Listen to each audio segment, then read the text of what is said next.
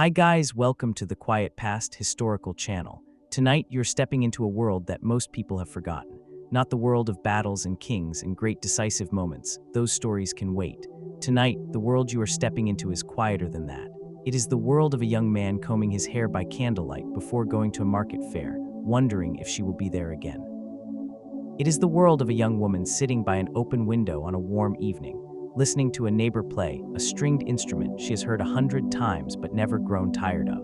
It is the world of handwritten letters folded with trembling hands, of small tokens pressed into a palm, of two people sitting beside each other at a long feast table and finding, in the noise and warmth of the room, that the space between them had somehow grown very small. This is the history of romance in the Middle Ages. Of courtship and marriage, desire and restraint, love poetry and arranged betrothals, of what it actually felt like, on an ordinary Tuesday in an ordinary village or inside a great stone castle, to be a person who wanted to be near someone. There are chapters here that will surprise you. There are customs that will make you smile and a few that will make you wince. But more than anything, what you are about to hear is a story about something permanent, that human longing, that wish to be chosen by someone and to choose them back, and how that longing expressed itself across 1,000 years. Settle in. There is no hurry here. The night is long, and the story is rich, and we are only just beginning. And if this kind of slow, immersive historical storytelling is something you find yourself returning to, the kind that moves at the pace of history rather than against it, consider subscribing to the channel. There are many nights here and many stories, but for now, let us begin. The world they lived in, setting the stage: medieval Europe, 500 to 1500 CE. The fire crackles. A candle flame bends and straightens. Before we can understand how people fell in love in the Middle Ages, we need to spend a little time inside the world they actually lived in. Because that world shaped everything: who you could love, how you could express it when you were expected to marry, and what happened if you strayed too far outside the lines. The medieval period is a long one. Most historians bracket it somewhere between the fall of the Western Roman Empire in the late 5th century and the beginning of what we call the Renaissance, sometime in the 15th. That is roughly 1,000 years of European history, and within those 1,000 years, the world changed enormously. A peasant farmer in Frankish Gaul in the year 600 and a merchant's daughter in Florence in the year 1400 would have recognized almost nothing in each other's daily lives. The food was different. The language was different. The clothes, the towns, the roads, the expectations.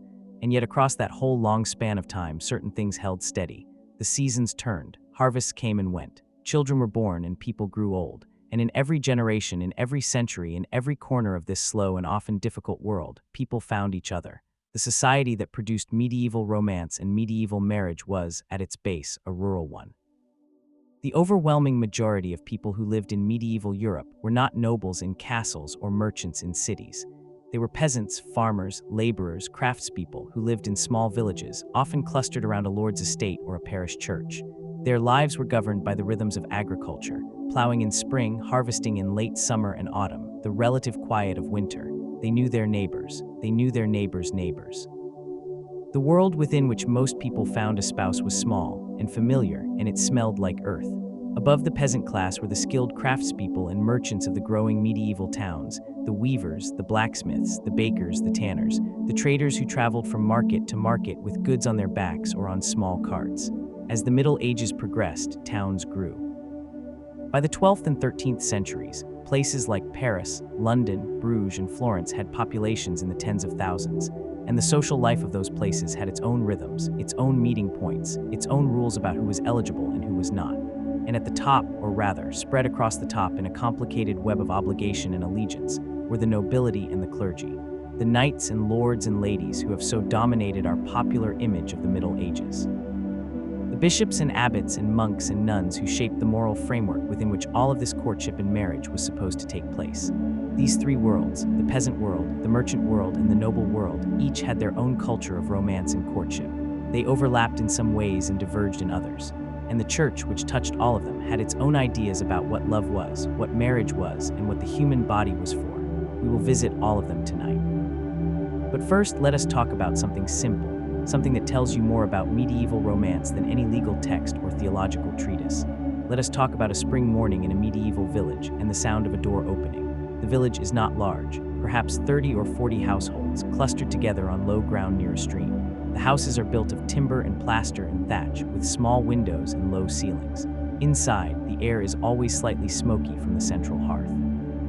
Outside, there is mud in winter and dust in summer, and a smell that is part livestock and part bread and part the particular sweetness of freshly turned soil. It is May. The morning air is cool, but the sun is already climbing. A girl, let us say she is 17, steps out of her family's cottage carrying a clay pot of water. She has done this every morning since she could walk. The path to the stream is so familiar she could walk it with her eyes closed. She knows every root, every stone, every place where the ground dips and collects water after rain. But this morning there is someone at the stream she does not usually see at this hour. A young man from the village, perhaps the blacksmith's son, perhaps the son of the farmer whose field borders her father's. He is washing his face in the cold water. He looks up when he hears her coming. What happens next is not documented in any chronicle. It will leave no trace in any archive. But it is, in its small and ordinary way, a part of history. He says something, perhaps just a greeting, perhaps something slightly more daring, and she either answers him or she does not. And the path of what happens next branches in a dozen different directions depending on things so small and so human that no historian could ever fully reconstruct them. The exact tone of his voice, the way the light fell across the water, whether she had slept well or badly. Whether she had been thinking about him already, without quite knowing she was thinking about him. This is where romance lives, not in the books of courtly love poetry that nobles wrote for each other, not in the marriage contracts that lawyers drew up in town, but here, in the gap between one ordinary moment and the next. And the extraordinary thing is that this moment, in all its variations, was happening everywhere. Every morning and every evening in every village and every town across 1,000 years of European history, in fields and markets and churchyards and narrow city streets, in the cold stone corridors of monasteries and the torchlit halls of great manors, people were finding each other, and the world they lived in had a great deal to say about how they were supposed to do it. The church and the body, what the medieval world officially thought about love. A bell rings, far away. The fire settles lower. The medieval Catholic Church was not, as it is sometimes portrayed, simply hostile to love and sexuality. The reality is more interesting and more complicated than that. But it is true that the Church had strong opinions about what romantic love was for, what the body was for, and where desire fit into a well-ordered Christian life. At the foundation of the Church's view was something that sounds simple but opens into enormous complexity. Marriage was a sacrament. It was not just a legal contract or a social arrangement, though it was also those things. It was a sacred act, a bond that mirrored the relationship between Christ and the Church. To enter into marriage was to participate in something holy, and to disregard or corrupt it was a serious matter. This meant that the Church was intensely interested in the rules governing who could marry whom, and how, and when. The regulations it developed over the centuries were extraordinarily detailed. There were prohibitions against marrying close relatives, and the Church's definition of close extended out to the 7th degree of kinship at one point, which in a small medieval village could make finding an eligible partner genuinely difficult. There were rules about age, about consent, about the proper form of the marriage ceremony. There were rules about what married couples could and could not do in their own beds, including prohibitions against sex on holy days, during Lent, during Advent, and during the period after childbirth. The list of restricted days, depending on which church calendar you followed, could amount to something like a third of the year. This does not mean that people followed these rules. The evidence from penitentials, handbooks used by priests to guide confession, suggests that plenty of medieval people engaged in behaviors the Church had very clear opinions about. The mere existence of a prohibition tells you something was happening. You do not write elaborate rules against things that no one is doing, but the Church's framework shaped the conversation. It shaped the language that people used to talk about love, the guilt or lightness with which they experienced desire, the social expectations that surrounded courtship and marriage. Even people who paid no particular attention to church teaching on a Tuesday evening still lived inside a world that had been structured by it. One of the Church's central tensions on this subject concerned the question of love itself. Should a married couple love each other? This seems like an obvious yes from a modern perspective, but medieval theologians were not unanimous on the question. There was a long tradition, drawing on St. Jerome and certain readings of St. Paul, that was deeply suspicious of passionate love even within marriage. The argument was essentially that too much love for a spouse was a form of idolatry, that it placed another human being in the space that should be reserved for God. The 12th century theologian Peter Lombard quoted an older writer to the effect that a man who loved his wife too ardently was guilty of adultery. This is an uncomfortable idea. It suggests that the very thing we most associate with a happy marriage, genuine, heartfelt romantic love, was, in some theological circles, considered a spiritual problem. But this was not the only voice. Running alongside this suspicious tradition was another, warmer one that celebrated the companionship of marriage, the tenderness between husband and wife, the beauty of a love that was also spiritually ordered. St. Augustine wrote with great feeling about the friendship that could exist between spouses. Later medieval writers, including some of the most important theologians, argued that married love was not a trap but a gift. Thomas Aquinas in the 13th century wrote that a husband should love his wife as he loves himself, and perhaps even love her more tenderly because of her vulnerability. So the medieval church spoke with multiple voices on this question, as it did on many questions. And ordinary people navigating their actual romantic lives heard all of those voices, usually at once, and made what they could of the result. There is another layer to this that is worth sitting with for a moment. The medieval period produced an enormous outpouring of love poetry, love songs, love stories, and literature about desire, and a significant portion of this was produced by or for people who were deeply serious about their Christian faith. These are not contradictory things. The tension between spiritual aspiration and human longing is one of the oldest and richest themes in all of medieval literature, and the writers who explored it were not hypocrites. They were human beings trying to make sense of their own experience within the framework their world had given them. The poetry of the troubadours, which we will come to in a later chapter, is full of this tension. So is the Divine Comedy of Dante, in which a man's love for a woman, Beatrice, who died when she was 24 and whom he had barely spoken to, becomes the organizing metaphor for an entire theological vision of the universe. Dante does not choose between love and faith. He argues in 13,000 lines of verse that they are the same thing, that love properly understood is the force that moves the sun and stars.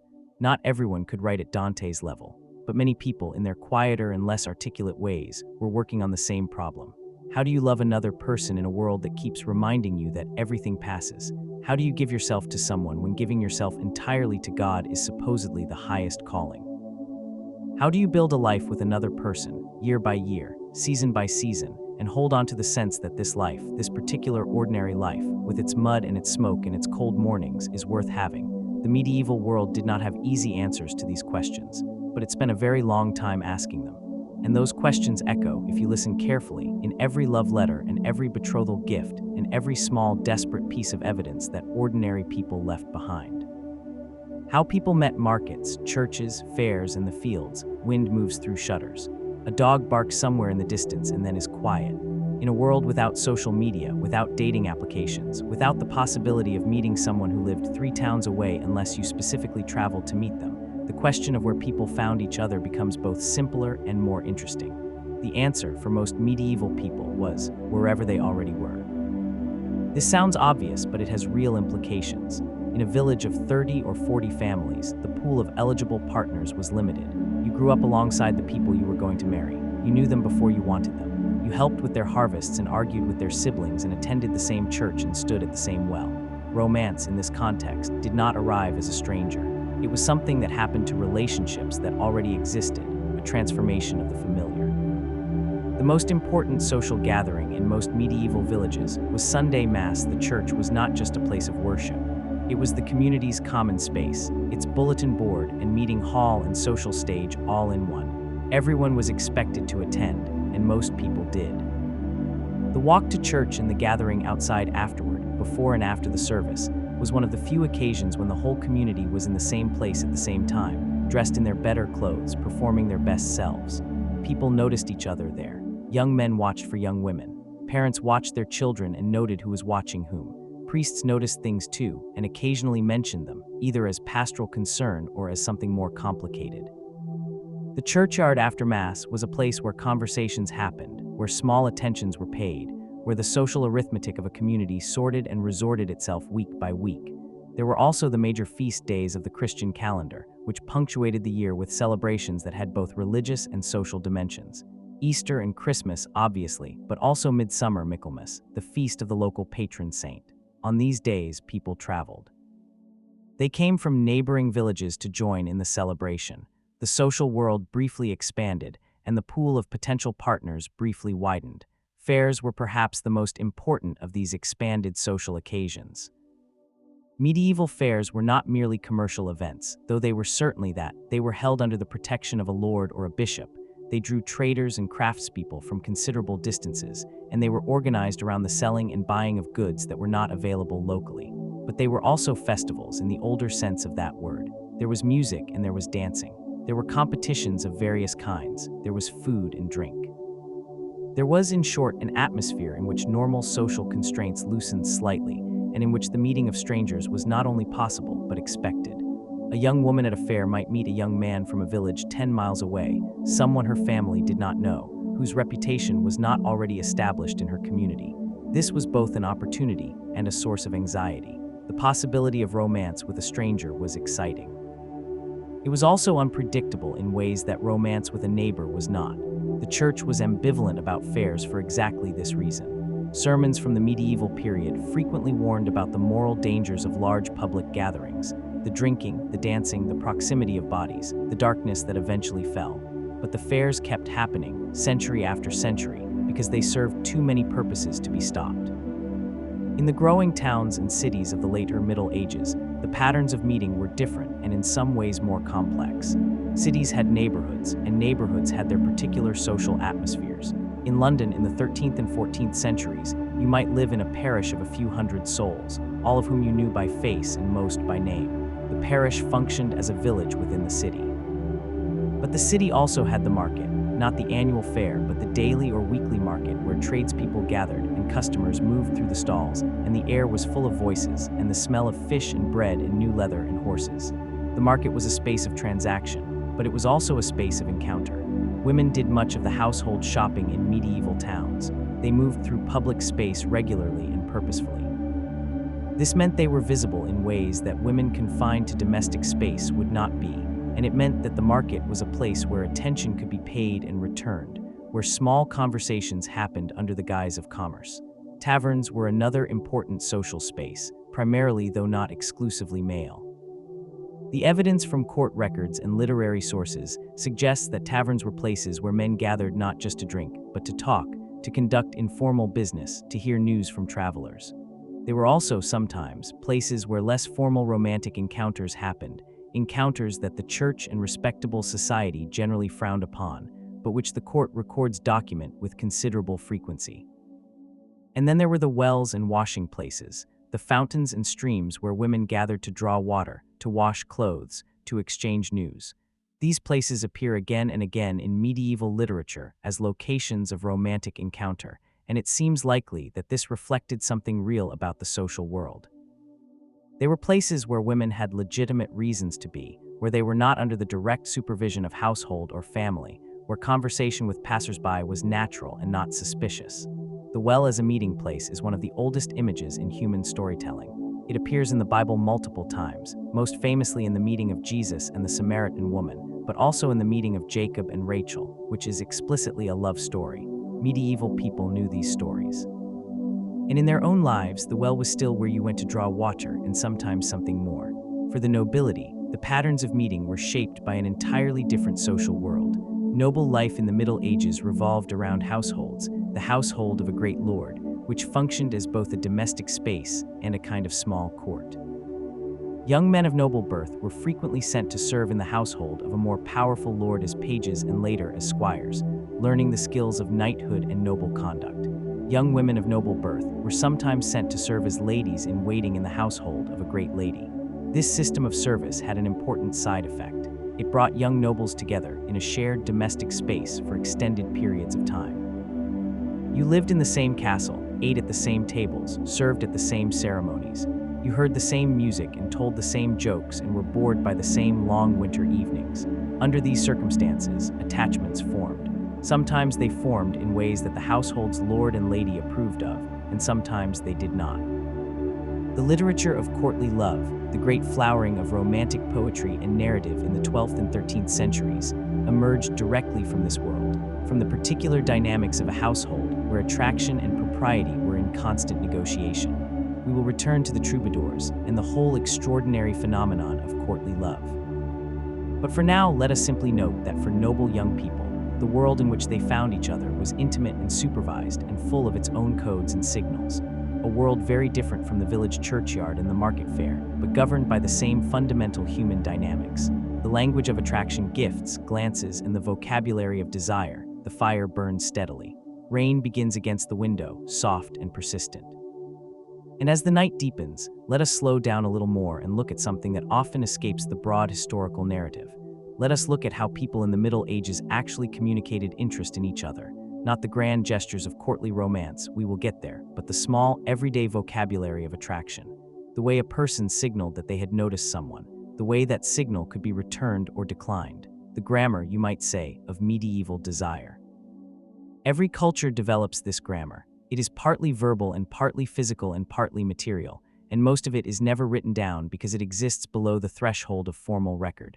We reconstruct it from fragments, from literature, from sermons, from court cases, from the occasional vivid detail in a chronicle or a letter that was never meant to be read by anyone except the person it was addressed to. Gifts were one of the most important of these signals, and they operated at every level of medieval society. At the peasant level, gifts between young people tended to be simple things made by hand or gathered from the natural world. A garland of flowers was one of the most common. Wreaths and chaplets of seasonal flowers and greenery appear constantly in medieval records as tokens exchanged between young men and women. May Day, the 1st of May, was particularly associated with this. Young people went out into the fields and woods on the night before May Day and returned with branches and flowers, and the giving and receiving of these garlands was widely understood as a form of romantic declaration.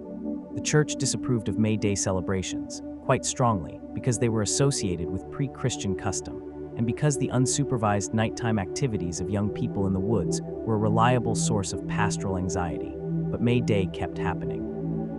It was too embedded in the agricultural calendar, and too closely tied to genuine seasonal renewal for the church's disapproval to suppress it.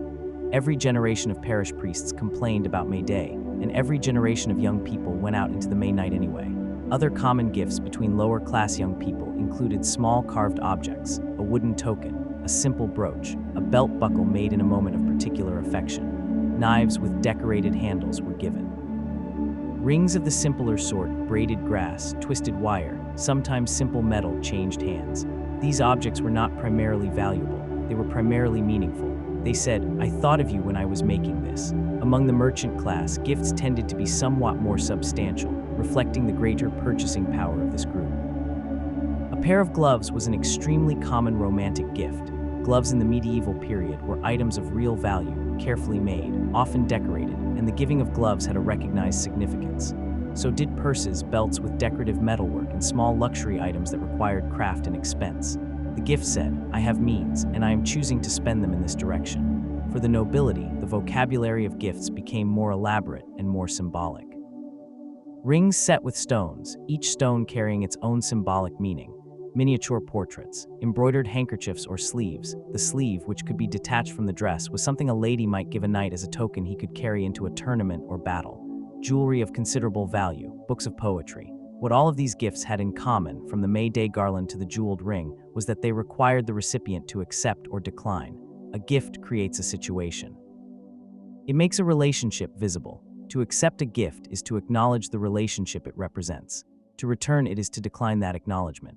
And in a world where formal courtship was hedged about with family interest and social expectation, the small private gift was a way of having a conversation that bypassed all of that, a conversation that happened directly between two people, in the private language of objects, before the public conversation between families had even begun. Alongside gifts, there was the more intangible language of glances and proximity. Medieval people were, if the literature is any guide, extremely attentive to eye contact as a signal of romantic interest. The eye was understood not merely as a passive receptor, but as an active organ that could send as well as receive. Love, in a great deal of medieval poetry, enters through the eye and strikes the heart directly, like an arrow or a beam of light. This was not pure metaphor. Medieval optical theory, derived ultimately from classical sources, held that the eye emitted something in the act of seeing, and that this emission could have real effects on the person seen. The eye of love, the look that communicated desire, was both celebrated and feared. To catch someone's eye across a hall was a significant moment. It could be the beginning of something. It could also, if the wrong person noticed, be the beginning of trouble. Proximity was another signal. Medieval spaces were often crowded. The long tables of a feast hall required people to sit very close together. The market required people to move through narrow passages. The church at Sunday Mass was a room in which the bodies of the whole community were present together. In this context, the deliberate choosing of closeness, sitting near someone who was not your family, walking beside them through a crowded space, lingering near where they were standing, was a readable act. People noticed. The person you were moving toward noticed. There were also more formalized signals that were widely understood. A woman who dropped her glove in the presence of a man she wished to attract was, according to multiple literary sources, offering him an opportunity. Picking it up and returning it was a recognized opening move. Whether this was purely literary convention or a practice that actually happened is difficult to know for certain, but it seems likely that literature reflected social reality here, at least partially. Dance was perhaps the most important of all the formalized languages of attraction. Dancing in the Middle Ages was a communal activity associated with religious festivals and celebrations, but it was also an opportunity for bodily contact that was legitimized by the social occasion. You could take someone's hand in a dance. You could move close to them. You could look directly at them without it being considered impertinent, because the dance required attention to your partner. The carol, a group dance that involved holding hands in a circle or line and moving together, was enormously popular throughout the medieval period, and it was associated in the literary tradition with romance so consistently that the two can hardly be separated. Medieval authorities worried about dancing for exactly this reason. Sermons warned about the mortal danger of the carol. One 13th century preacher compared a dancing girl to a wheel of fortune, spinning inevitably toward destruction. The imagery is extreme, but it tells you something about how seriously the church took the erotic dimension of the communal dance. And again, the dances kept happening. Because they were also simply joyful, and human beings are not very good at giving up joy even when they are told it is dangerous. Courtly loved the elaborate fiction that wasn't entirely fiction. The rain has eased. The fire is lower now. A distant clock, much later in our period, sounds the hour somewhere in the city. Meanwhile, in another quiet corner of history, in the warm candlelit chambers of a 12th century castle in southern France, a poet was composing a song. He was most likely a man of some education and modest means, perhaps attached to a great household, perhaps traveling between courts with his lute and his verses. His name might have been Gilham or Bernard or Joffre. His song was addressed to a woman he called simply Midons, my lord, a word that is grammatically masculine, but was used to address a great lady. And the song described his love for her in terms so extreme, so abject, so almost ecstatically painful, that it seems barely recognizable as an account of an emotion any real person might feel. This was the beginning of courtly love, and it was going to change the way the Western world thought about romantic love for the next 800 years. The troubadours, the poet-musicians of Occitan, the language of southern France, began composing in the late 11th and early 12th centuries. What they produced was a new way of talking about love, a new vocabulary and a new set of conventions that spread with extraordinary speed from the south of France to the north, then to Italy, then to Germany, then to England, then to the rest of Europe. By the mid-13th century, the conventions of what scholars now call finemmer, refined love, were known in every court in Latin Christendom. At the heart of the courtly love tradition was a paradox. The love it celebrated was not love that led to marriage. It was typically love that was impossible or forbidden specifically, love for a great lady who was already married to someone else. The troubadour's love for his domina was idealized, ennobling, and largely unrequited. It was supposed to make him a better person. It was supposed to refine him, to teach him courtesy and patience and the capacity for suffering. And the suffering was real, or at least real in the poem. The troubadour was lovesick. He could not sleep. He trembled when he saw her. He was scorched by desire and frozen by the impossibility of his situation. He was dying not literally, but in that dramatic, poetic way that made the audience sigh with recognition or sometimes laugh, because the conventions were so well established that they could be played with, subverted, satirized. There are several things worth noting about this tradition. First, it produced some of the most beautiful lyric poetry in European history. The best of the troubadours, Bernard de Ventadorn, the Countess of Dia, Arnaut Daniel, were genuine artists working at the limits of what their language could do. The emotion in the best troubadour poems is not performance. It is real, or at least it has the quality of the real. Second, women were not only the objects of this poetry, they were also its subjects. The Countess of Dia, whose name was probably Beatrix, wrote poems that speak from a woman's perspective with startling directness. I am greatly distressed, she writes, about a night I once had. The female troubadours, called troubadours, were few in number but remarkable in their willingness to speak their own desire without apology. Third, and most importantly for our purposes, the courtly love tradition was both a fiction and not a fiction.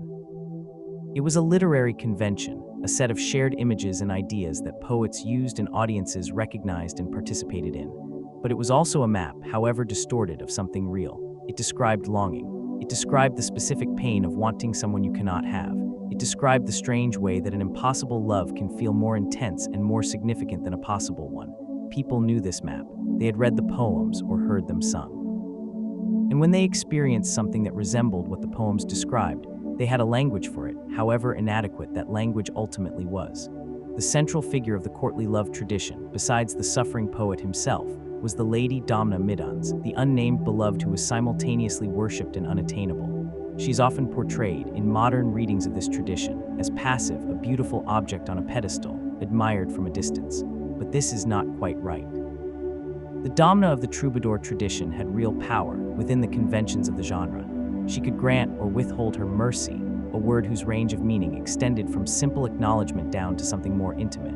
She could test her lover's worthiness. She could reward his fidelity with small tokens of favor. She was, in other words, the judge as well as the prize. This gave the tradition a particular erotic structure in which the woman held at least nominal authority.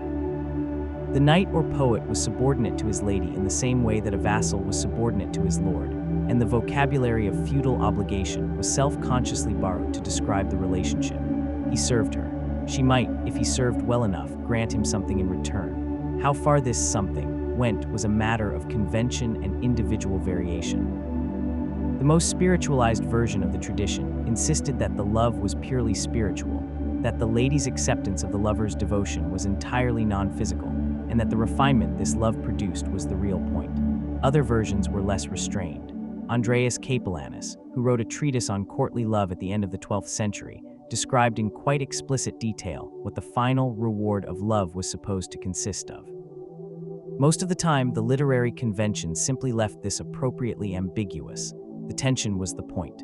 The unreachable thing was more interesting than the thing that had been reached. What did courtly love mean for actual marriages and for the lives of actual noble women? The honest answer is, it's complicated. The troubadour tradition emerged in a world where noble marriage was almost entirely a matter of dynastic strategy. A great lady of 12th century France had very little say in who she married. She was a political and economic asset, to be deployed by her family in the service of alliance and inheritance. The emotional quality of her marriage was simply not a primary consideration for the men who arranged it.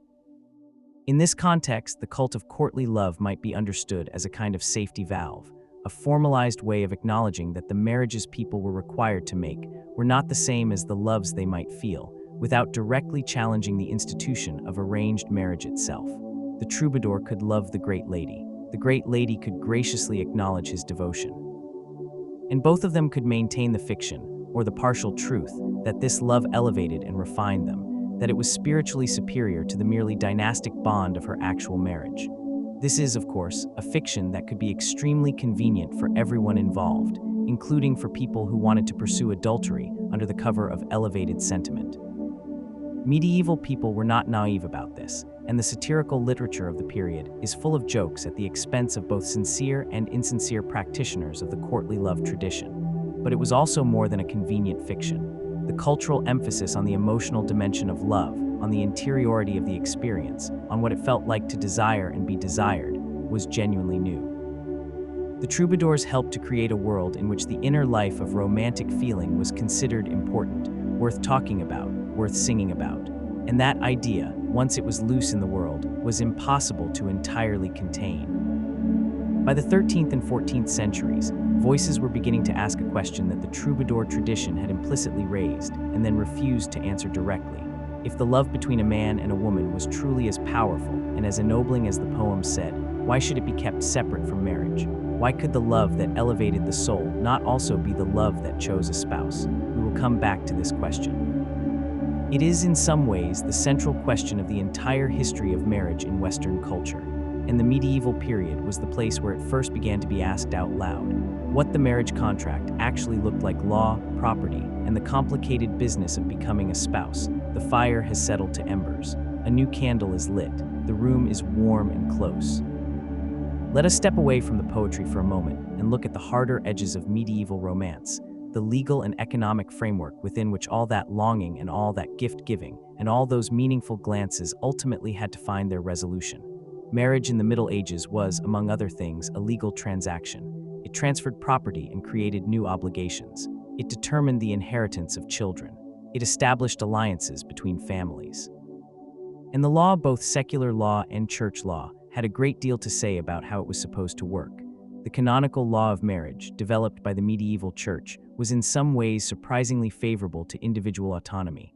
The church's position, established firmly by the 12th century, was that the essence of a valid marriage was the free consent of both parties.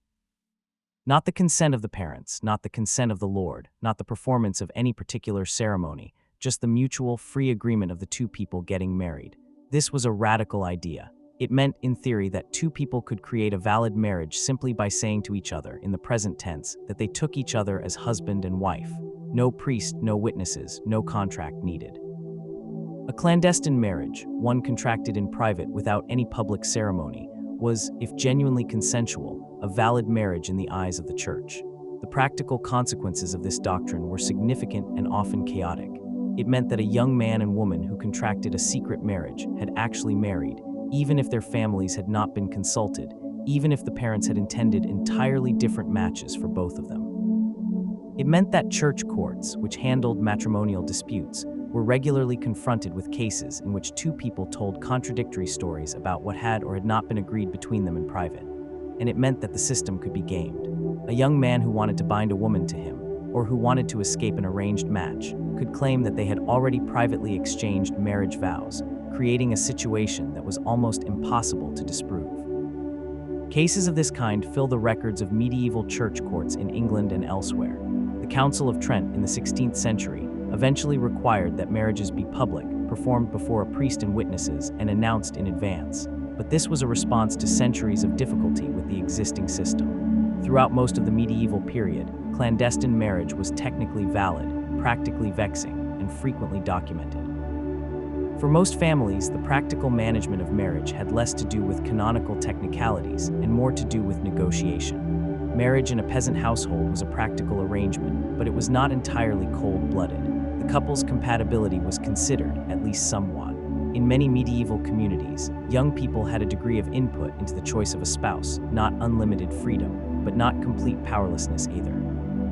A parent might present an eligible candidate, and the young person might make their feelings known. If the feelings were very strong in one direction or another, the family might take them into account, or might not.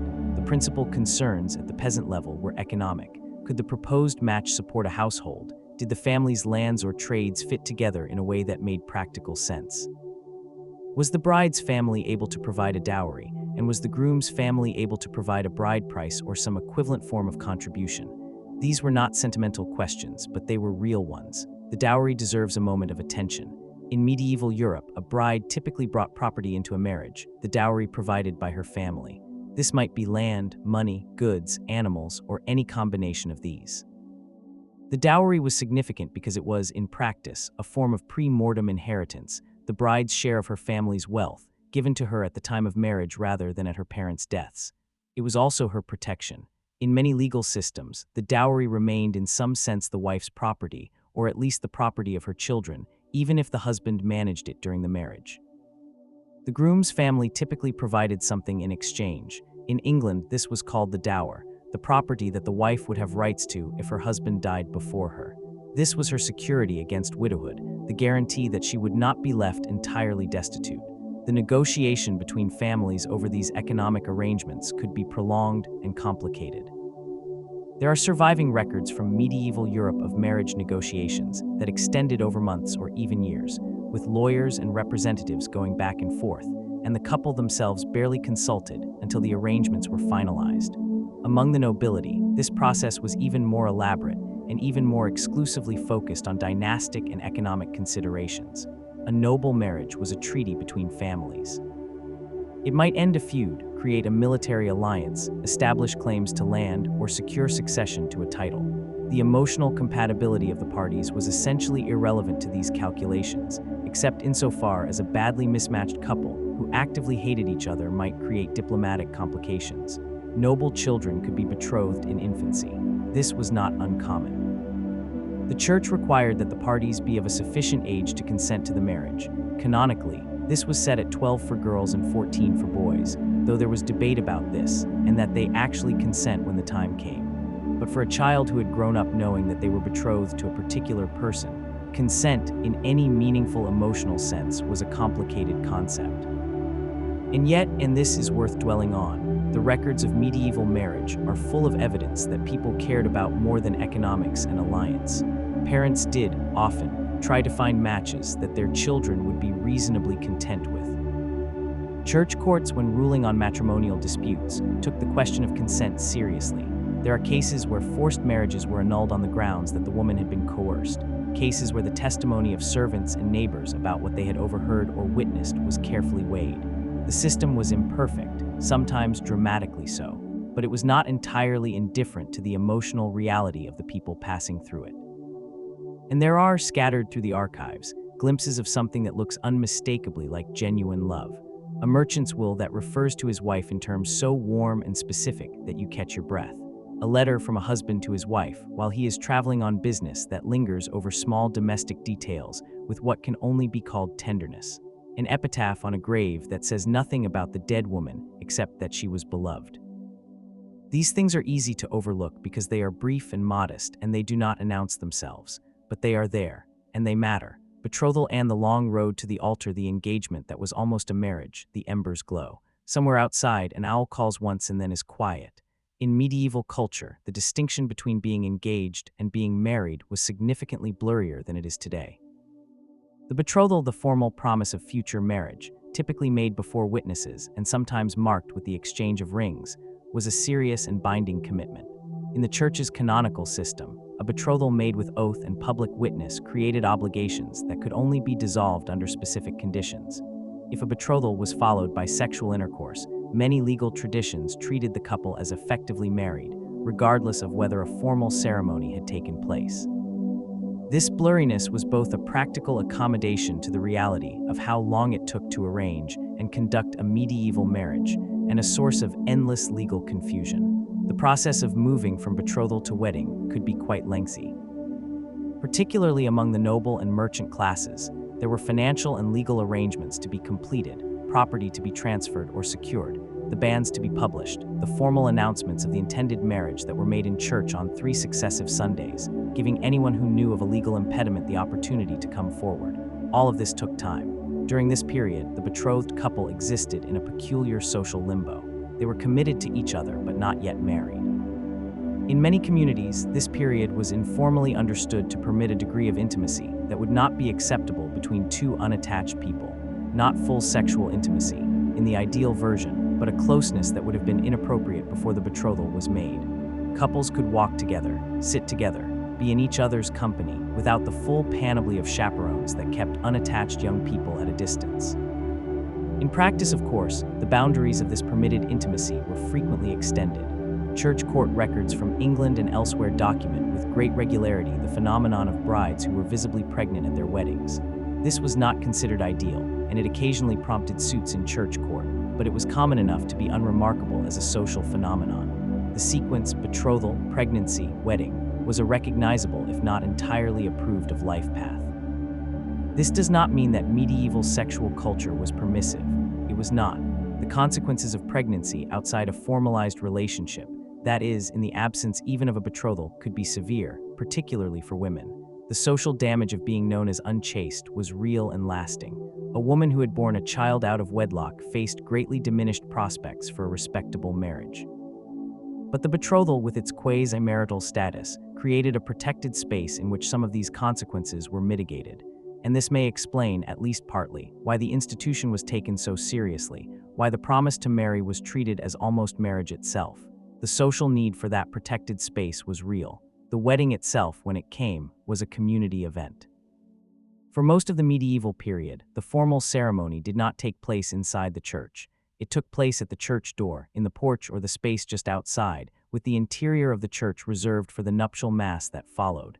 The exchange of vows happened in this semi-public space, visible to the gathered community, before the couple processed inside for the religious service. This public dimension of the wedding was important. The community was not merely a backdrop, it was a witness and in some sense a guarantor. Neighbors who saw the wedding were the evidence that the marriage had happened, that the vows had been exchanged freely, that there had been no coercion.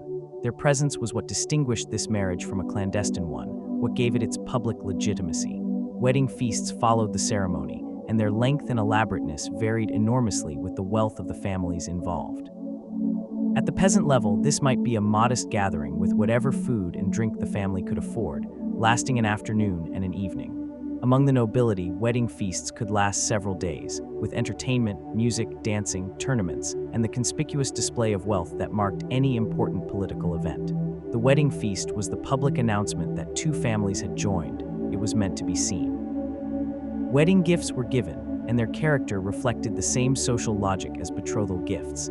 They were tokens of community recognition as well as personal generosity. They helped to establish the new household, materially and symbolically. And then the guests went home, and the new couple was alone, and whatever history had been conducting in the background of all this ceremony and festivity was now, quietly, concluded. The inner life of medieval marriage, what happened after the wedding, the candle flame barely moves. The world outside has gone entirely quiet, and as the night deepens further, let us turn to something that the records almost always leave out, the inner life of a medieval marriage. What happened after the ceremony, after the feast, after the witnesses went home? What life actually looked like inside a medieval household, between two people who had just publicly committed themselves to each other. The ideals were clear enough. The church taught that husband and wife owed each other mutual fidelity, mutual care, and what it called the conjugal debt, the obligation to be sexually available to one's spouse. Secular literature celebrated the loyal and devoted wife, the steadfast and protective husband. Practical manuals of household management, and there were several, most famously the late 14th century French text known as the Ménagère de Paris, gave detailed advice about how a good wife should run a household, manage servants, plan meals, and generally ensure the comfort and reputation of her husband. The Ménagère de Paris is a remarkable document.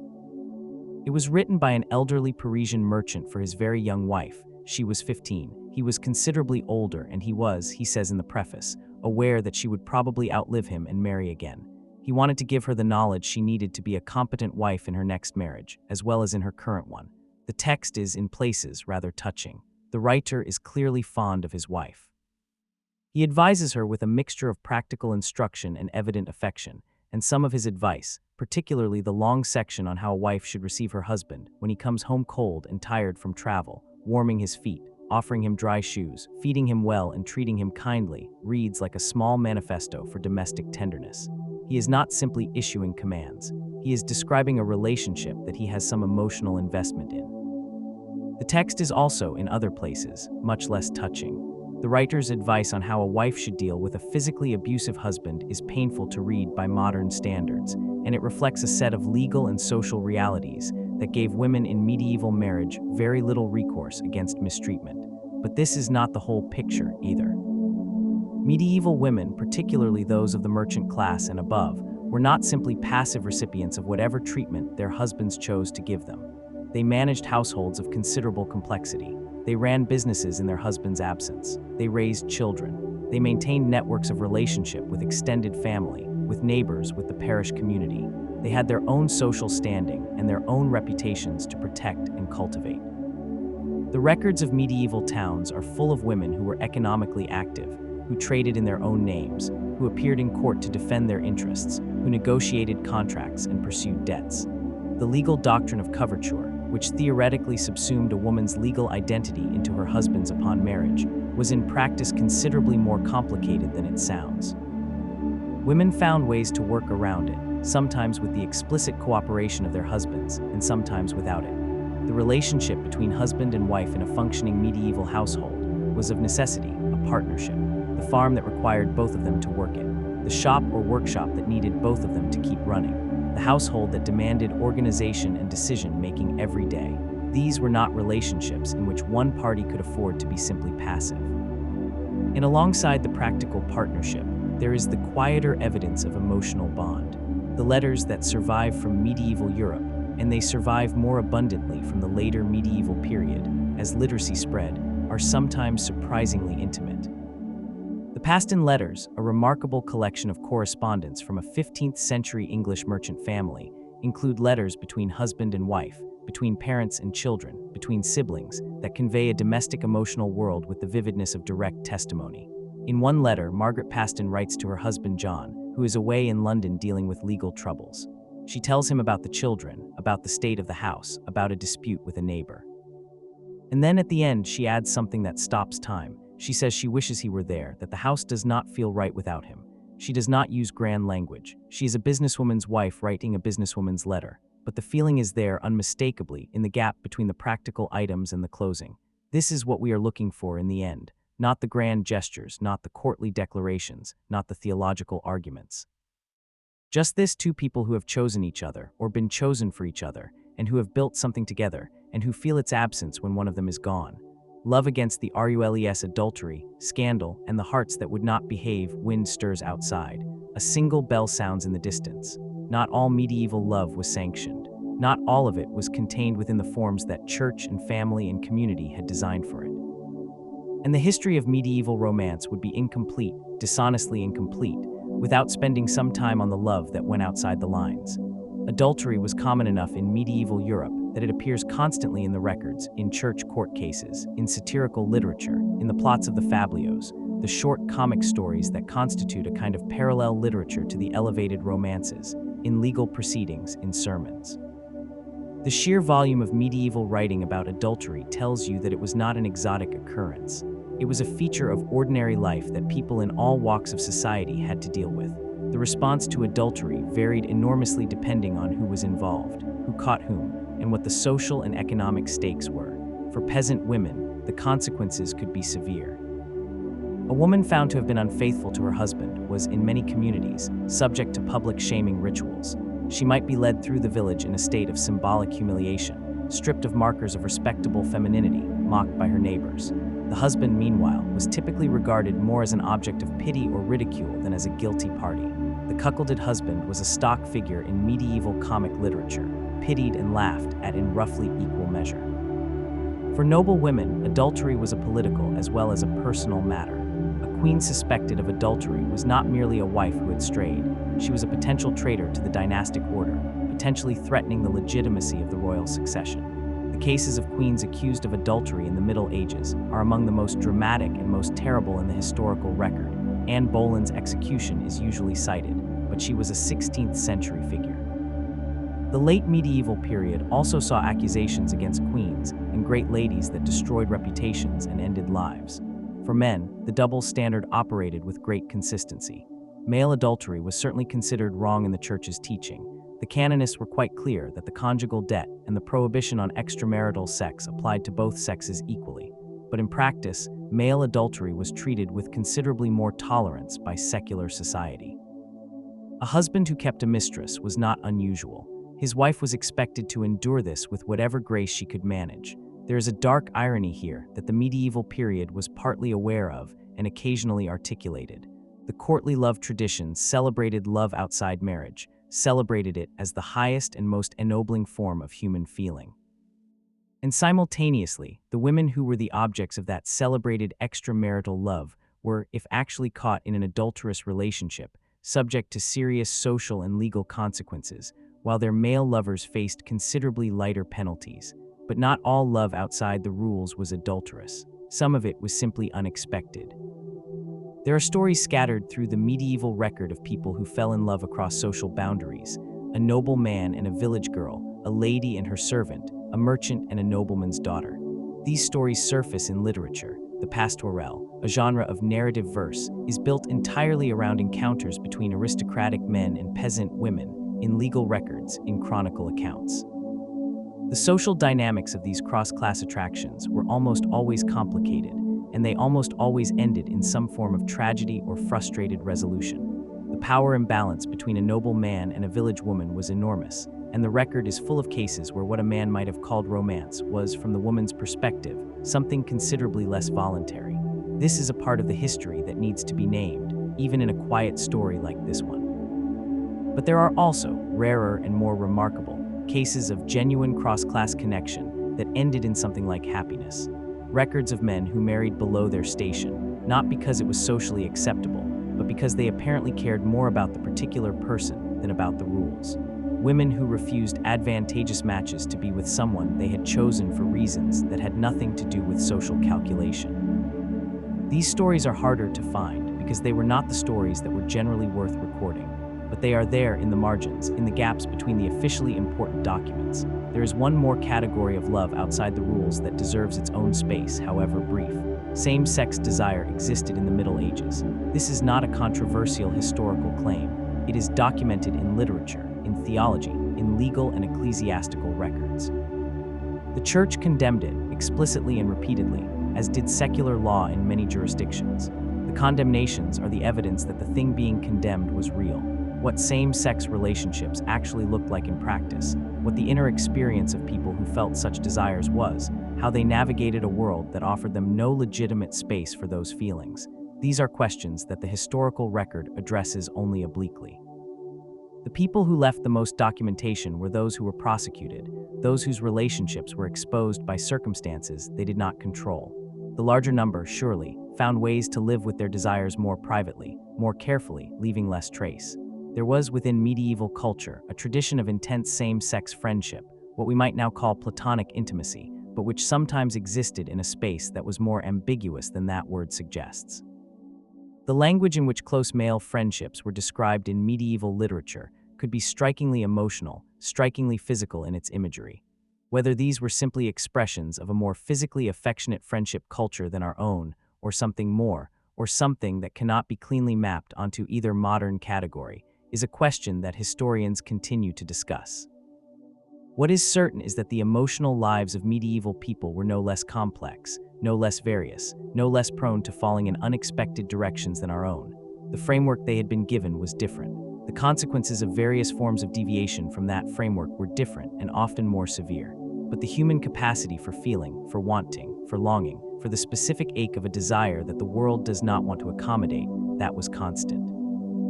Love letters and literature, the words people found for what they felt. The fire has gone to deep glowing coals. The room is very still. Let us rest here for a while in the warmth of what people wrote to each other. The medieval period produced love letters, not in the quantities that later centuries would produce them. Paper was expensive. Literacy was not universal. The postal systems that would eventually carry personal correspondence across a continent did not yet exist. But they existed, and a certain number have survived the 7 or 8 centuries since they were written, and in them you can hear still the voice of someone trying to put into words something that resisted being put into words. The most famous collection of medieval love letters is also the most unusual, the correspondence between Helois and Abelard, which dates from the early 12th century and has been read continuously ever since. The story, briefly, Peter Abelard was one of the most brilliant and most arrogant philosophers of his age, a man who had never found anyone whose intellect he respected enough to sustain a conversation. Helois was the niece of a canon in Paris, a young woman of extraordinary intellectual gifts who had read more widely than almost any woman of her time and arguably most men. Abelard became her tutor and then, quite deliberately on his part, her lover. They had a child. They secretly married. Her uncle, furious, arranged for Abelard to be attacked and castrated. Abelard entered a monastery. Helois entered a convent, and years later they wrote to each other. The letters are devastating. Helois's letters in particular are an exercise in a kind of unflinching emotional honesty that has very few equals in any century. She loved Abelard. She had always loved Abelard. She had not wanted to marry him. She had argued against it, not because she did not want to be with him, but because she had read enough to know what marriage would do to their relationship, what it would reduce it to. She had been right. She continued to love him with a ferocity that her religious vocation could not contain, and she said so directly without apology. Abelard's response, in contrast, is philosophical. He is concerned with salvation. He is focused on the spiritual dimension of their situation. He instructs her. He guides her. He does not, in his letters, give her back what she is giving him. This asymmetry, her devastating honesty, his measured evasiveness, is itself a kind of love story, and not a comfortable one. Most medieval love letters were nothing like the Helois-Abelard correspondence. They were shorter and less philosophically ambitious. They were written by ordinary people to other ordinary people, in the language available to them, which was often formulaic and borrowed from rhetorical tradition, but nonetheless carried genuine feeling. Collections of model love letters survive from the Middle Ages. templates that could be adapted by those who wanted to write such things, but were not confident of their own ability to express themselves. These collections are themselves interesting evidence because they tell you what kind of thing medieval people wanted to say to each other. The templates address longing for an absent person. They describe physical beauty in conventional terms. They make promises. They ask for a response. They are recognizable. There are also surviving letters that were clearly not written from a template. The Paston letters include love letters, including a letter from a young woman named Marjorie Bruce to her betrothed John Paston the Younger, which begins by addressing him as "my right well-beloved Valentine," and goes on to declare, with what sounds like genuine desperation, that whether or not the marriage negotiations succeed, she will love him still. It is the first surviving use of Valentine as a term of romantic address in the English language. Marjorie Bruce, a medieval English woman writing to a man she had chosen and fought for, wrote those words on a February day in 1477, and they have survived. Medieval literature about love is an enormous subject, large enough to fill many sleepless nights rather than just this one. But a few works deserve particular mention because they shaped how medieval people thought about what they were feeling. The Roman de la Rose, The Romance of the Rose, is the most widely read secular text of the medieval period after the Bible. It exists in two parts, written by two different authors about 50 years apart in the mid-13th century. The first part, by Guillaume de Loris, is an allegory of courtship in the form of a dream vision. The narrator seeks a rosebud in an enclosed garden, and the rosebud is a woman, and the garden is the social world of courtship, and the whole elaborate machinery of the allegorical tradition is deployed to describe the experience of desire with great delicacy and psychological precision. The second part, by Jean de Meun, is something completely different. A sprawling, brilliant, satirical, frequently obscene continuation that questions nearly every assumption of the first part and introduces characters who argue about the nature of love, the nature of women, the nature of fortune and nature, and reason with remarkable energy. Jean de Meun was not a romantic. He was a skeptic with an enormous vocabulary and a willingness to make everyone uncomfortable. Together, the two parts of the Roman de la Rose constituted a kind of education in medieval love, its ideals and its complications, its aspirations and its inevitable deflation. Dozens of copies were made. It was read in French and translated into other languages. Chaucer read it and borrowed from it extensively. Christine de Pizan wrote a famous rebuttal of its more misogynistic passages. It generated debate and controversy for over a century. And then there is Chaucer. Geoffrey Chaucer, writing in the latter half of the 14th century, produced in his Canterbury Tales and his other works a portrait of medieval love in all its variety that has never been surpassed. The Knight's Tale explores noble love with chivalric grandeur. The Miller's Tale deflates everything the Knight's Tale just said with a story of peasant lust, marital deception, and slapstick revenge. The Franklin's Tale asks the question, directly, poignantly, whether mutual love, freely given and freely maintained, is possible within marriage. Chaucer's answer to the Franklin's question is not entirely clear, but the fact that he was asking it in the late 14th century in the English language, in a poem that was widely read and copied, that tells you something about where the culture was heading. Widow's and Widor's The Second Chance and the Complicated Freedom, a soft creak in the timbers of the house. The coals pulse red and dim. And as the night deepens still further, let us visit a part of the medieval love story that is often overlooked, the story of what happened after a first marriage ended. In the medieval world, where death was closer and more familiar than it is in most modern societies, widowhood was a common state. Women died in childbirth with frightening regularity. Men died in war in accidents of illness. The plague years of the 14th century killed so many people so quickly that the social arithmetic of marriage was disrupted for a generation. People who had expected to grow old with a particular person found themselves, sometimes quite young, without that person. The legal and social status of a widow in the Middle Ages was peculiar, in some ways more constrained than that of a married woman, in other ways more free. More constrained because a widow was vulnerable. Without a husband, she lacked the protection that the household structure of medieval society provided. Without adult sons to defend her interests, she was exposed to pressure from more powerful neighbors, to legal disputes over property that she might struggle to navigate alone, to the insistence of family members that she remarry quickly and restore herself to the safer position of a wife. More free because a widow, particularly a wealthy widow, had a legal identity and an independence that a married woman did not. She could sign contracts. She could go to court in her own name. She could make decisions about property without asking anyone's permission. She was, in the language of the period, a femme sole, a woman alone, with a legal standing that was denied to wives by the doctrine of coverture. This combination of vulnerability and independence made the widow a figure of considerable interest and concern in medieval society. She was an anomaly, a woman operating outside the normal household structure, with resources that attracted attention and autonomy that made people nervous. Widows appear constantly in medieval literature, and they appear in a specific way.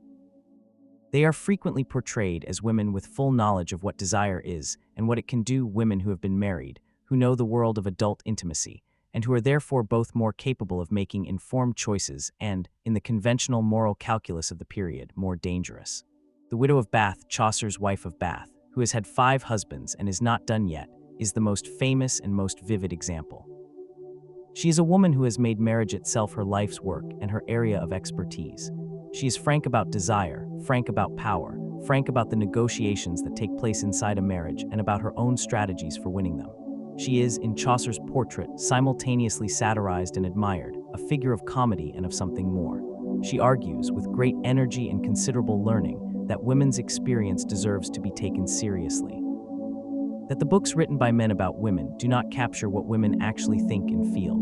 That authority derived from experience is as valid as authority derived from text.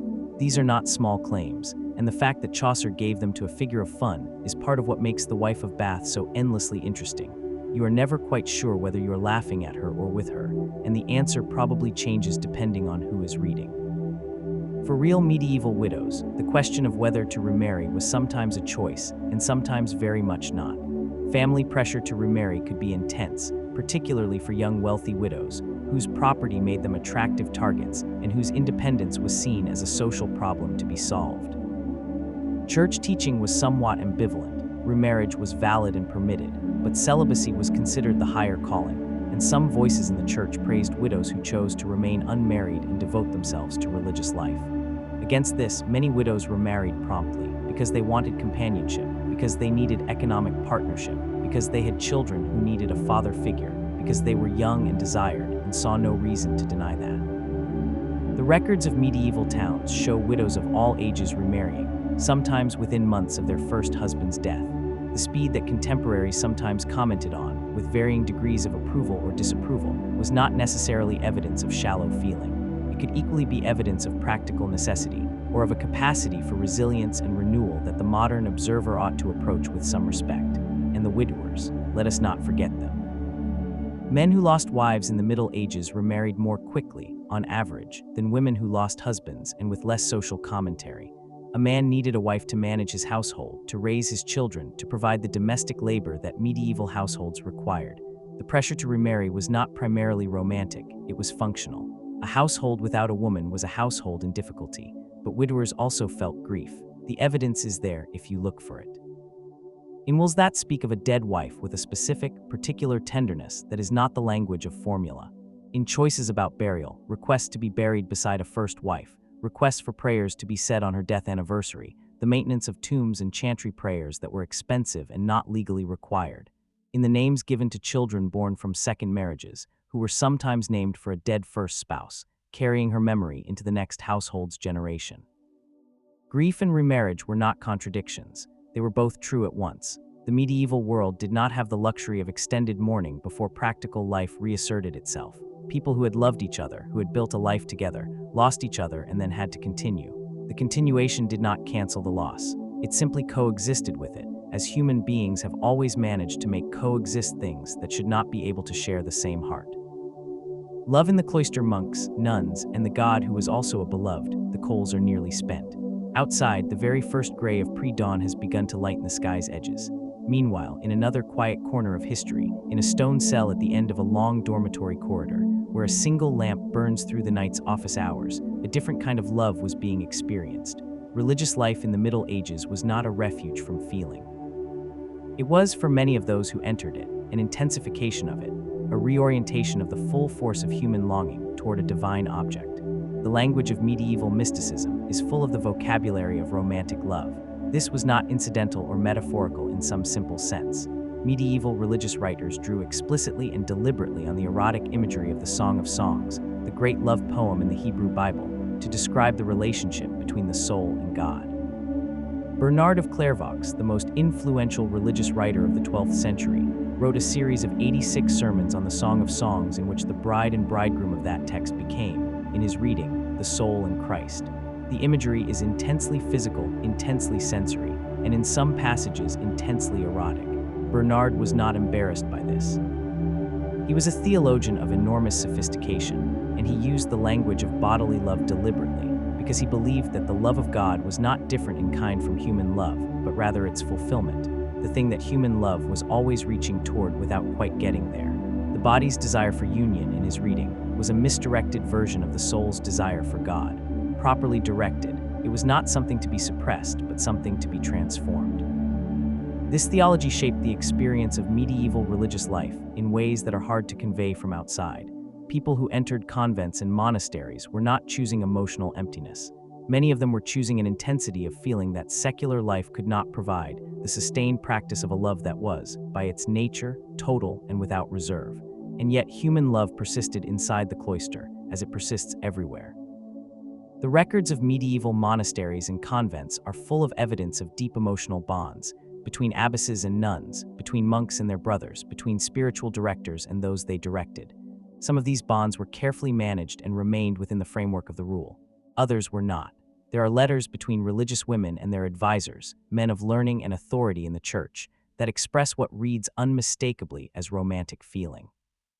Hildegard of Bingen, the 12th century abbess and visionary, wrote letters to other religious women that are full of warmth and longing, and something that at its edges resembles passion. Aelred of Revolx, a 12th century Cistercian abbot and writer, wrote a treatise on spiritual friendship that acknowledged with unusual frankness the way that friendship between monks could carry emotional intensities that needed careful spiritual navigation. Neither of these writers was recommending transgression.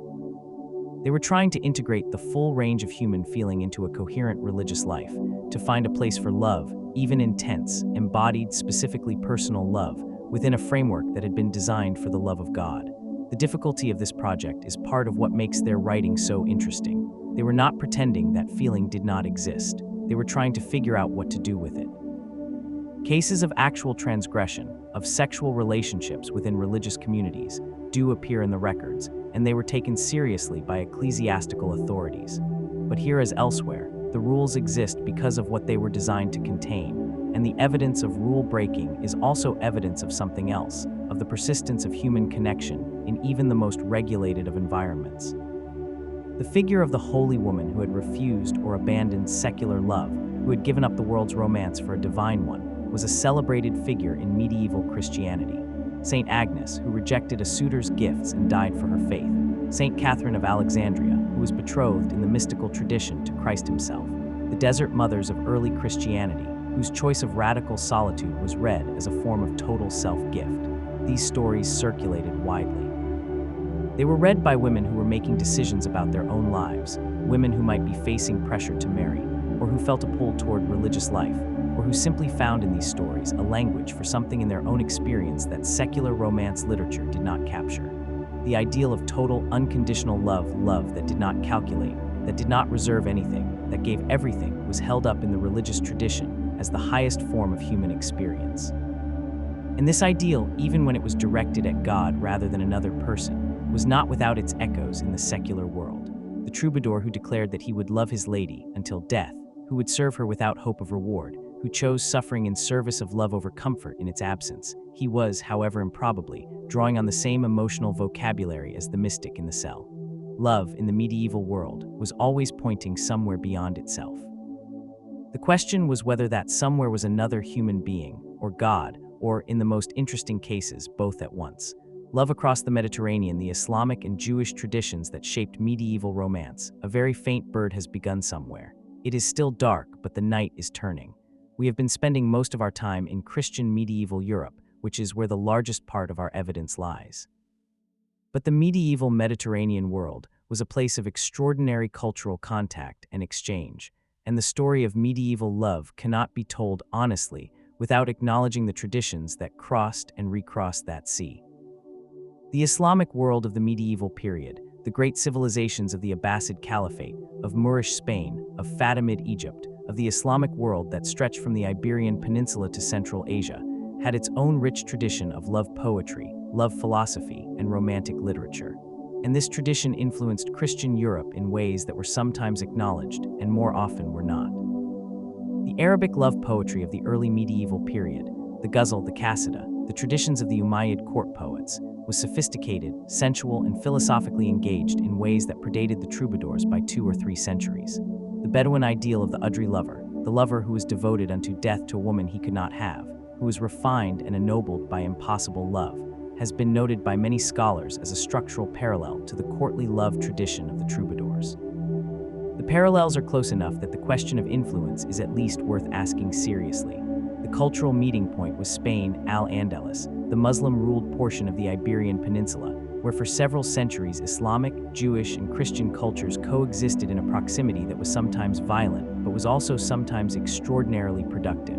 Scholars traveled between these worlds. Music traveled, poetry traveled. Ideas about what love was and how it should be expressed traveled, in languages that scholars of the different traditions shared or could access. The philosopher Ibn Hazm, writing in 11th century Spain, produced a work called The Ring of the Dove, a treatise on love that is one of the most remarkable documents of the medieval period in any tradition. It is philosophical and practical at once, an analysis of the nature and varieties of love combined with a series of anecdotes from Ibn Hazm's own experience and observations. He writes about the signs of love, about faithfulness and betrayal, about love across social differences, about the relationship between love and death, with a combination of analytical precision and genuine emotional intelligence that is startling. The Ring of the Dove was written in Arabic and read primarily in the Islamic world, but translations and adaptations moved westward, as cultural productions in Al-Andalus regularly did. The exact channels of influence on the Christian courtly tradition are difficult to trace with certainty, but the idea that there was influence is not controversial. The Jewish communities of medieval Europe, the Ashkenazi communities of the Rhineland and France and England, the Sephardic communities of Spain and the Mediterranean, had their own traditions of love and marriage that were both continuous with their ancient religious and legal heritage and shaped by the surrounding cultures in which they lived. Jewish law on marriage, halakha, required the consent of both parties to a marriage, a requirement that was, interestingly, parallel to the Church's canonical position.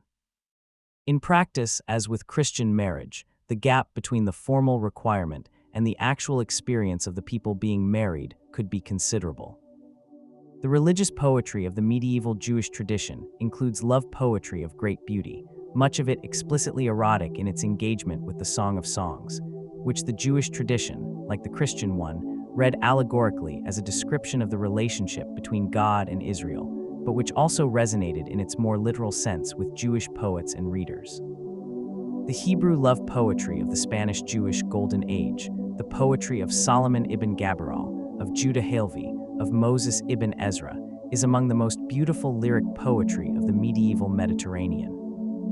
And in the daily life of Jewish communities, as in Christian ones, people met and fell in love and made difficult family negotiations, and married and sometimes chose against the family's preference, and sometimes found over the years that the person they had been given was the person they would choose again. The play again what it did to love when death came closer, the bird has stopped. A long silence. Then another voice further away answers.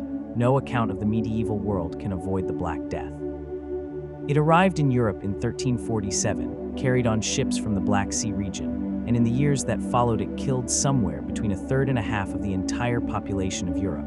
The numbers are almost impossible to hold in the mind. Contemporary descriptions of the plague years read like accounts of the end of the world, because for many people, that is what it felt like. What did the plague do to love? To the ordinary patterns of courtship and marriage that we have been tracing through this long night, it did many things, some of them contradictory.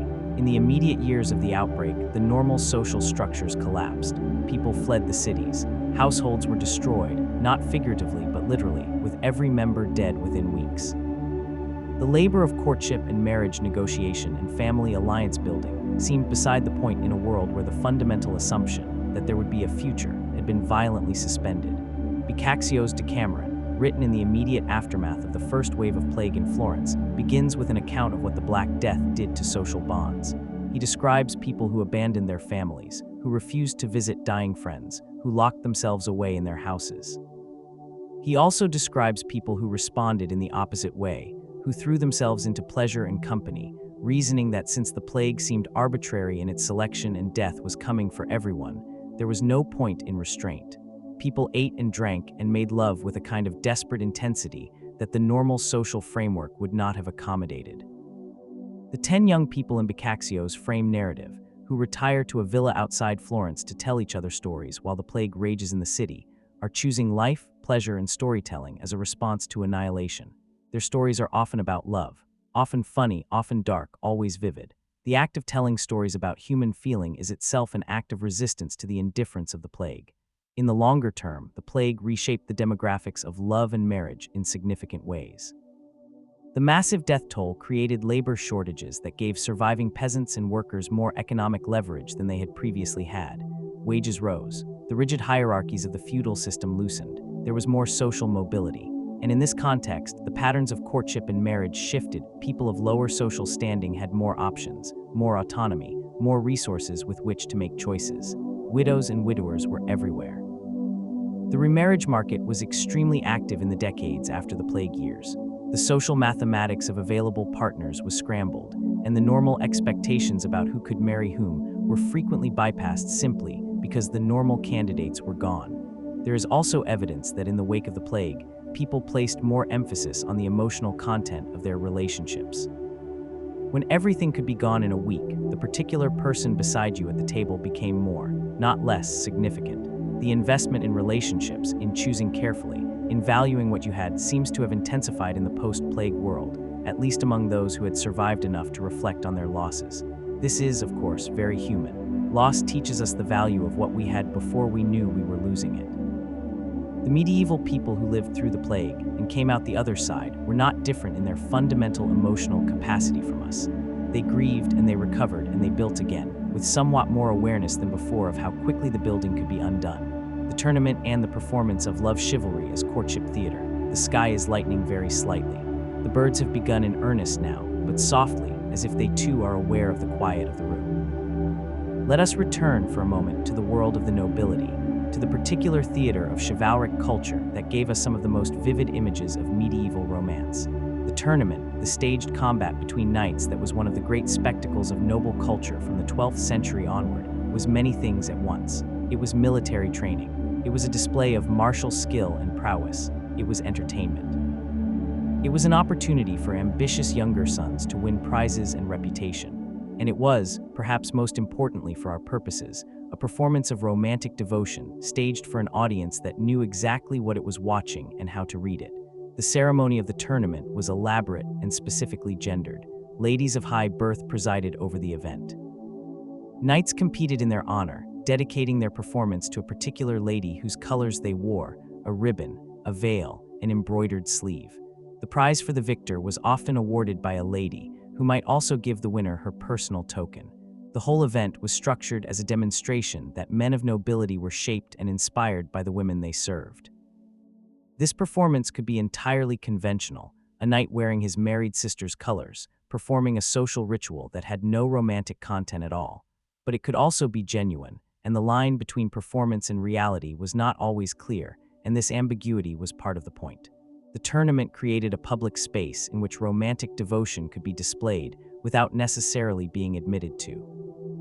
There are cases in the historical record, vivid, specific cases, of men who competed in tournaments for women they actually loved, who used the public theater of the event to say something they could not say more directly. The performance of the tournament gave them a language that could be both seen and denied, depending on who was watching and what stakes were involved. The tournament also created situations of considerable physical intimacy between men and women that were sanctioned by the formalities of the occasion. The ceremony of arming a night before combat was, in some courts and some periods, performed or presided over by women. A lady might fasten on a piece of armor, might offer a final blessing or token, might be the last face a knight saw before he rode into the lists. These moments had an obvious emotional charge, and the literature of chivalry dwelt on them with what can only be described as a kind of relish. After combat, the ceremony of tending the wounded, again, in the literary tradition, performed by ladies, offered similar moments of sanctioned physical contact and emotional closeness. A knight who had fought well and been injured in doing so, attended by the lady for whom he had fought.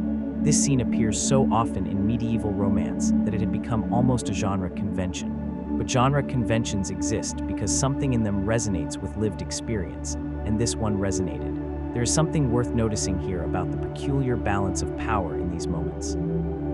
In the normal social world, a knight was the powerful figure, and a lady was, in many ways, dependent on men for her security and status. But in the symbolic world of the tournament, this was inverted. The knight suffered and served. The lady awarded and withheld. Her approval was the prize. Her token was the motivation. This inversion was, of course, fictional. It changed nothing about the actual social situation of women. A lady could not actually command a knight in any legally binding way, and when the tournament was over, everyone went back to their actual social positions. But the fiction served a purpose. It created, within the safe boundaries of the performance, a space in which a different kind of relationship was imaginable. And in that imagining, however brief and however limited, something in human social possibility was being explored. VOICES from the archive. Real people, real feeling. Full dawn now, though not yet sunrise. The sky is a deep and luminous gray.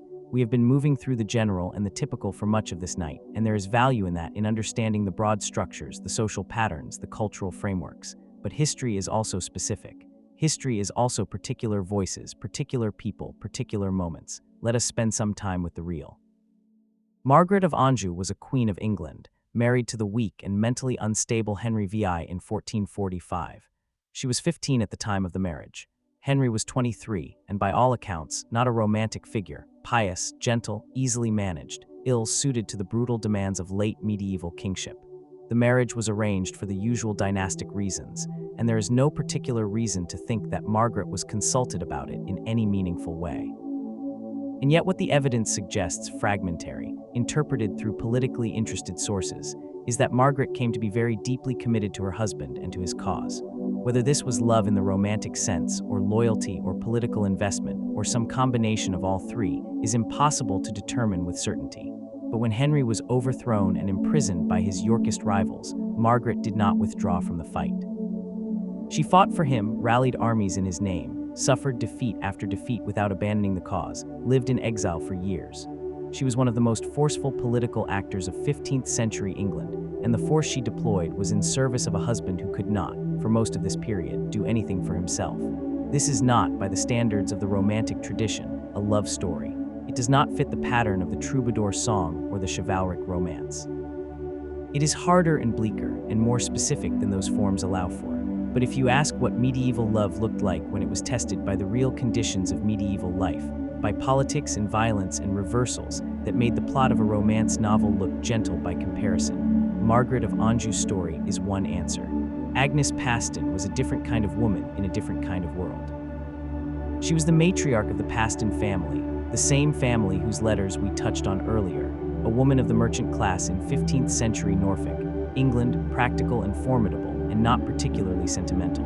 Her daughter Elizabeth was, at some point in the 1440s or 1450s, being kept under house arrest by her mother because she refused to accept a proposed marriage. Agnes Paston's response, according to a letter written by a cousin, was to beat Elizabeth regularly, sometimes 2 or 3 times a week, and to refuse her the company of friends and family until she agreed to the match. This is not a comfortable story. It tells you, in plain terms, what the limits of the Church's doctrine of consent could mean in practice. A theory that marriage required free consent sat within a social reality in which a daughter's refusal could be met with beatings until the refusal ended. Elizabeth Paston eventually married. Whether she consented freely in any meaningful sense is unknowable, but the story of her resistance, the fact that she held out, under considerable pressure, for long enough that it was noticed and recorded, also tells you something. That the desire not to be compelled into a particular marriage was real and felt, and not easily surrendered.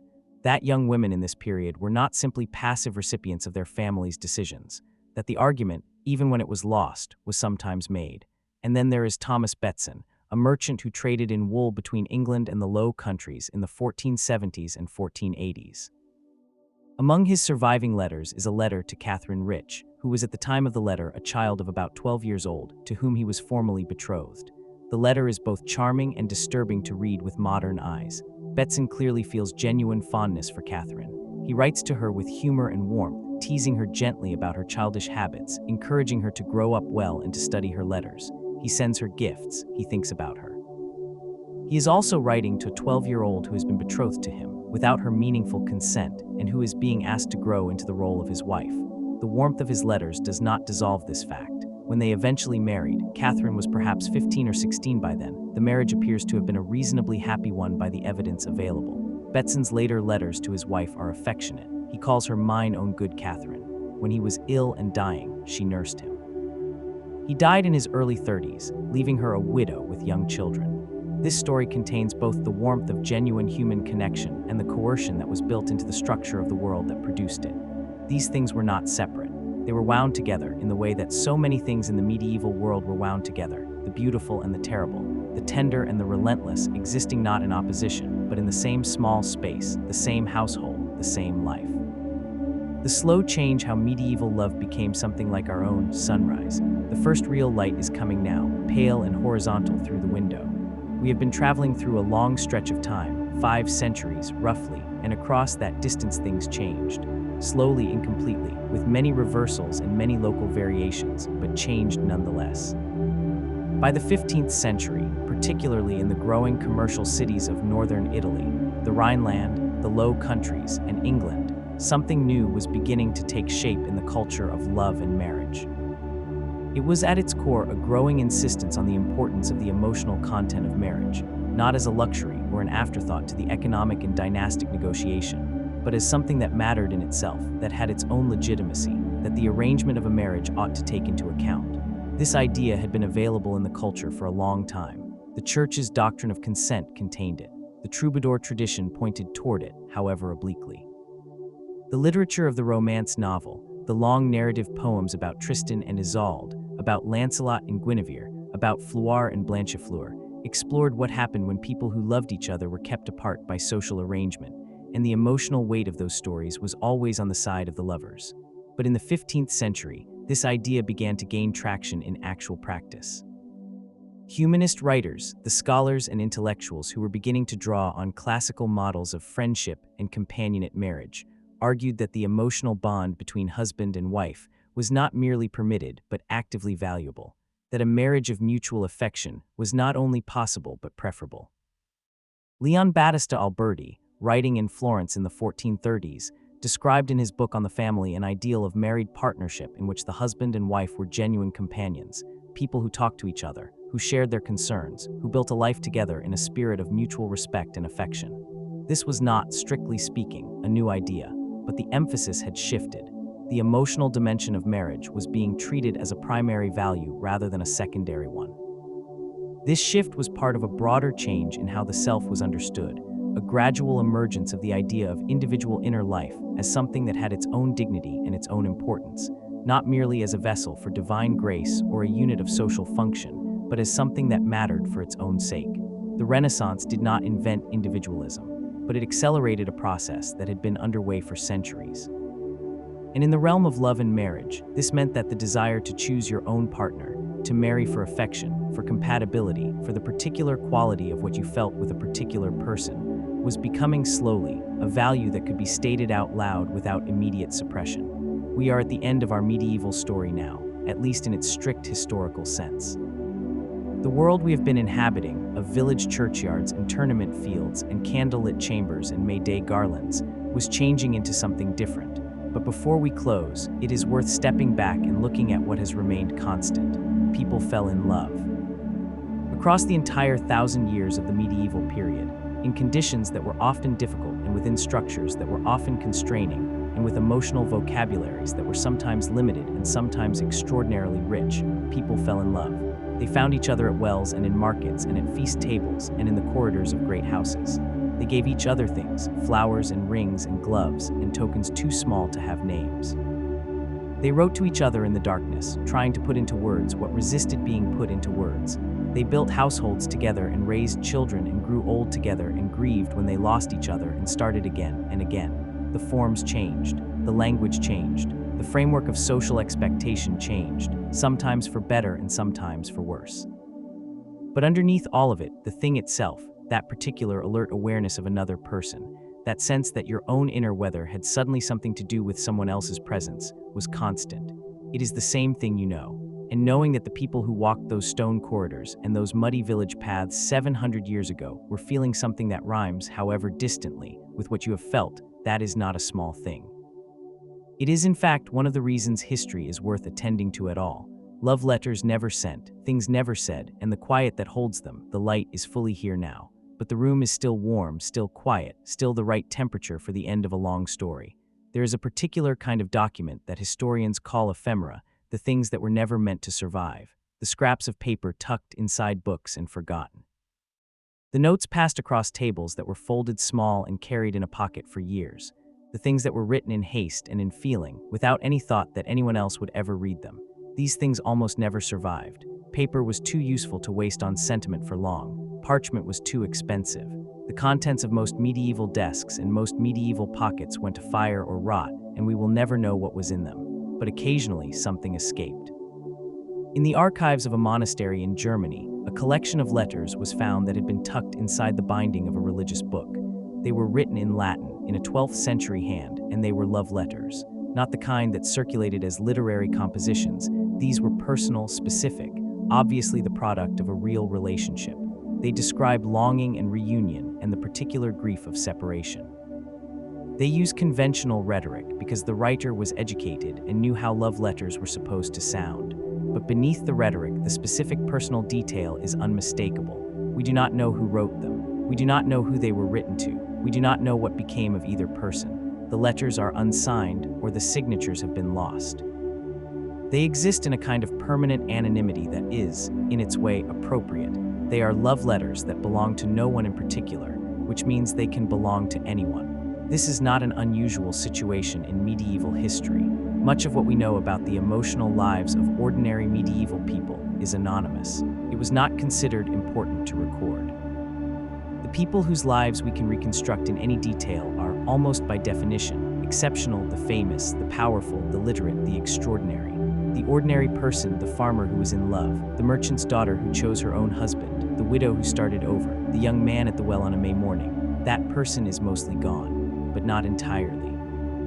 Because the ordinary person left traces in the things they made, and the things they ate, and the buildings they lived in, and the words they occasionally, improbably, wrote down. And in those traces, if you're quiet enough and patient enough and willing to listen rather than merely to look, you can hear something. Not words exactly. Not anything that can be quoted or cited or built into an argument. Something more like the quality of a particular kind of attention, the attention that human beings pay to each other when they are in love, which is the most alert and the most tender, and when it is returned, the most sufficient kind of attention there is. The drift into rest for those who have stayed this long, the fire is out. The room is lit only by morning light. Outside, the world is beginning to move, but in here there is still quiet.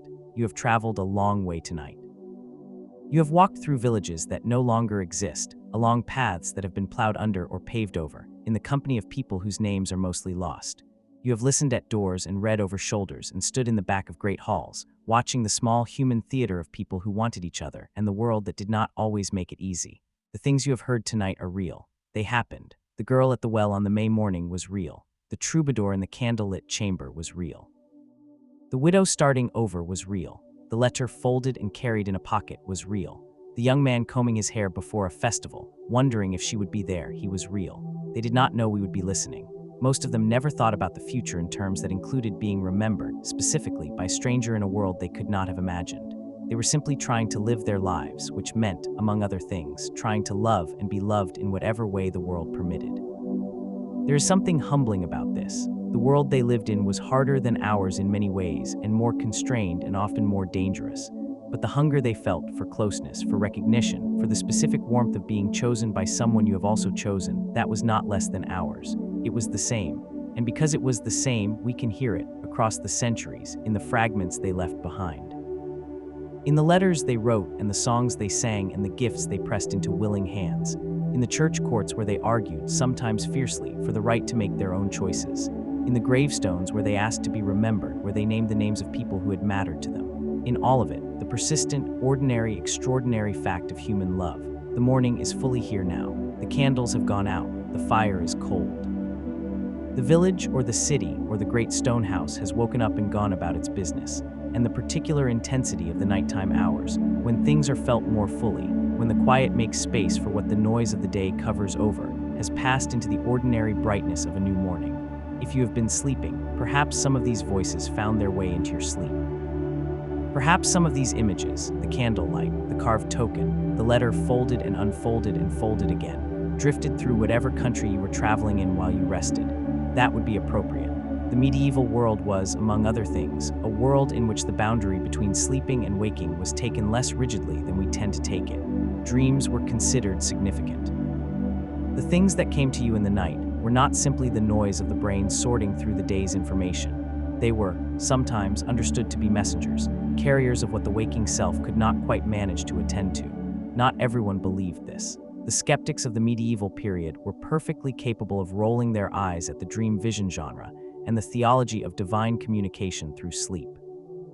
But the belief was common, and it produced some of the most beautiful literature of the period, including the Roman de la Rose, which we met earlier and which begins in exactly this way, with a narrator who falls asleep on a May morning and finds himself in a garden where everything means something, where every flower and every person is a figure for something in the waking world of love.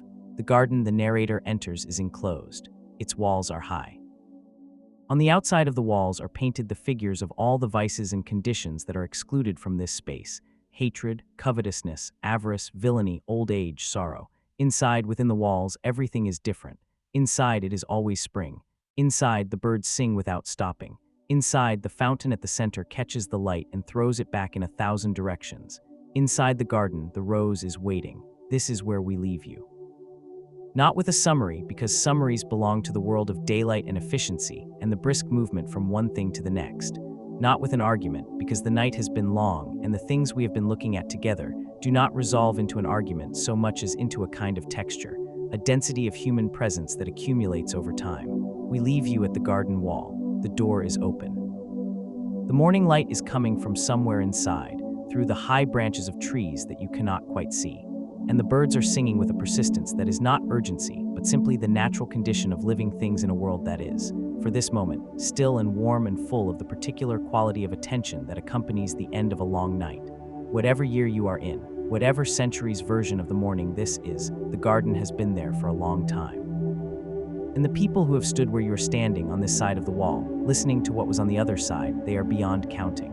They felt what you feel. They looked for what you look for. They found it sometimes. They did not find it other times. And the difference between those two outcomes was made up of things too small and too particular to be summarized. The exact tone of a voice, the light on a particular afternoon, whether one person turned at the right moment and the other was looking. These are the things that history cannot fully contain, but it tries.